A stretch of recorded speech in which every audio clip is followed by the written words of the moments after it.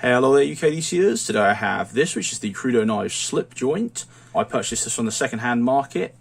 It cost me the equivalent of about £30, something like that. This was sold originally for $69.99. It was done through a Facebook sort of group for a group called Knives and Gear, I believe. A gentleman commented that on my last post.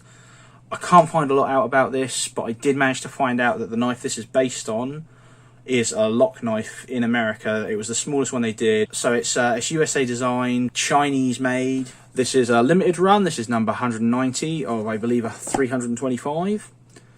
It's all stainless steel construction. Just the whole thing is stainless steel, which does make it quite heavy. The action on this is, if we just take it like this, quite stiff, to be honest. Smooth enough closing, opening, quite stiff. If you're going to use that thumb stud, God help you. It's extremely difficult to find the right position to open this knife. Now, it can be done, make no mistake, just like that. But in my use of this thing, I have always found, like then, just slipped on it. There we go. I've always found it's just quicker and more reliable to just use your second hand. I mean, the thing is, like the thumb disc thing is, you know, it's quite well machined. It's got some nice knurling on there. It's just bloody awful to use to open. So there you go. What else is a problem is this pocket clip here is very difficult to grip on because of these ridges. If this was all flat here, it'd probably be a lot easier to grip onto that and open. As it is though, they sort of push you over, and if your hands are wet or anything like that, you're just coming straight off this knife. There's no hope of opening this one hand with a wet hand, so there you go. Spring strength will be on screen there for you, should have just been.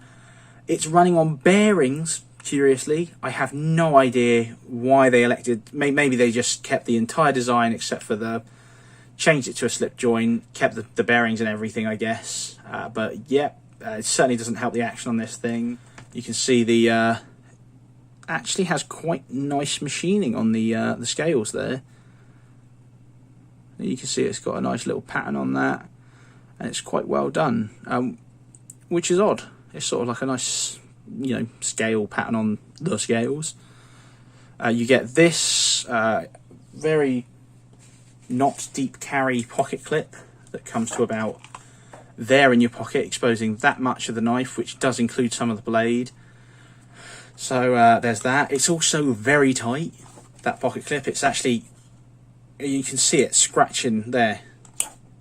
It's not insignificant pulling this out of your pocket or putting it back in. So maybe they could have flattened this bit here or something like that. But yeah, this is a pain in the ass to get out and into your pocket.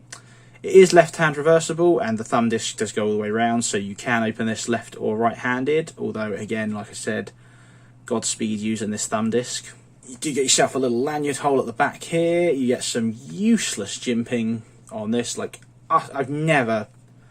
I think the only knife that comes close to this in terms of useless jimping would be the Benchmade Proper, where it's just completely and utterly worthless. It doesn't matter how hard you press, you're not afforded any grip with that jimping. It's just aesthetic, I suppose. But again, that's always the case. If you're going to put the higher portion of the ridges in line with the scales, then the jimping's always going to do nothing because you're just going to fly on the scale. Like, I don't understand. But there you go, that's what it is. That's your blade shape. It's sort of the curve recurve style-y, which I'm not a huge fan of, but it is what it is. If you're looking for that kind of a blade, this is possibly one. It is a T6s for all this stuff, and I think, is that a T15? Pretty sure it was a T15, wasn't it?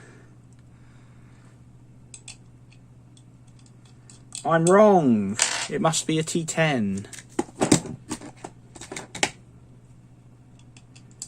It was. It's a T10.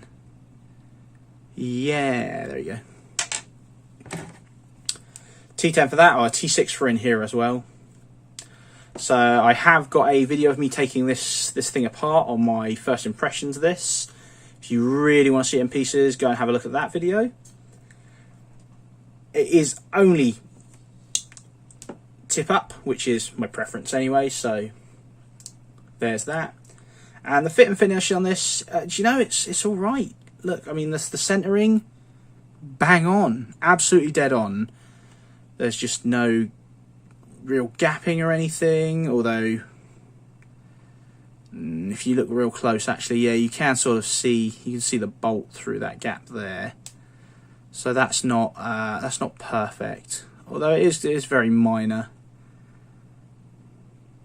Yeah, that's a pathetic niggle. I mean, it's good enough, especially for the price tag on this. You know, you're not looking at perfection, and for the machining details on there, I'm perfectly happy with the fit and finish on this. You know, the knurling on this is lovely. The machining on the scales is lovely.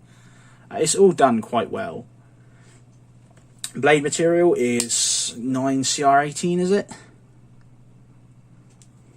If I bring this up a bit. Yeah, there you go, 9CR18. You can see the little china here, and 190 out of 325 on the blade. On this side, you have Krudo knives and their logo on the pivot. Edge retention on this has been okay. Honestly, it's gone through boxes a lot better than I thought it would. My last recurve, the Tops knife, was pretty naff, to be honest. Although Eric did mention that it was pretty blunt, so I guess it either came pretty blunt or I don't know. It was only 10.95 that one, but you can see this one's certainly getting caught up on this edge bit here, as this is why I don't like recurves that much,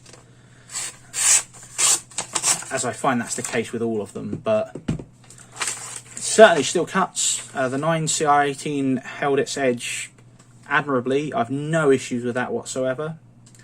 You do get your sharpening choil there, which is lovely, and there is not a hint, nothing of blade play. That's absolutely solid, so it's well built enough, I guess.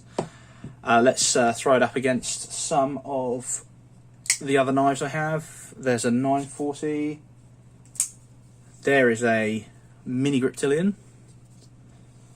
And for us in the UK, there is a UK PK, and here is a Victorinox Pioneer. And you can see it's just a little bit smaller than those two, making it safely UK legal, in my opinion, not a lawyer. So there we go. This is horrible to use. It's just awful, this thing. I will say, the ergos on it are fine. This pinky is just sort of hanging on to this bit here, which is a little annoying, but really it's, you know, you are solidly gripped in there, even though if you've got wet hands, this knife sort of, if you do this on it, you fling around it, you know, there's no grip on this. But when you're actually holding it like you should, it's fine. It really does lock in there quite well. I've no issues with using this. There's a little bit of a ramp there, you can see, and you can almost use that as a mini finger choil just to stop it from closing on you there, and you can see I can push it back open with that. However, what I will say is, where it's curved, if you keep going, it will eventually go over and then just start to cut you. So if that's one of your ultra concerns, there is that. However, it's not really too much of an issue because, as I said, this is a, let's just get it into the light properly, is a limited edition and they don't make them anymore. So it is what it is. So I don't think anyone's really got to worry about anything like that anyway anymore. It's not in production, and I doubt Krudo will ever do another collaboration in the UK or anything like that. I think this was a complete rip-off for $69.99. I mean, like I said, the manufacturing is quite good, but the execution is just awful. It's just not a nice knife to use, and it doesn't matter how well it's made, or even if you really like the looks of it, if it's a pain in the ass to pull out your pocket, you're just not you're not going to want to carry it. That said, like I said, it has its plus points, but they're really few and far between. It's got a lot of negatives associated with this, as if you go on the first impressions, you'll just see in the comments straight away. I was trying to be fair to this in my first impressions and not have any preemptive opinions, but I did mention that it was heavy. I did mention that it was difficult to open already, and yeah, that just got more and more annoying as I carried it. So, yeah, exactly as I expected. Not great, but there you go. You can't even buy it anymore anyway. So this is more of just a look at this as it is. So thank you very much for watching. Cheers.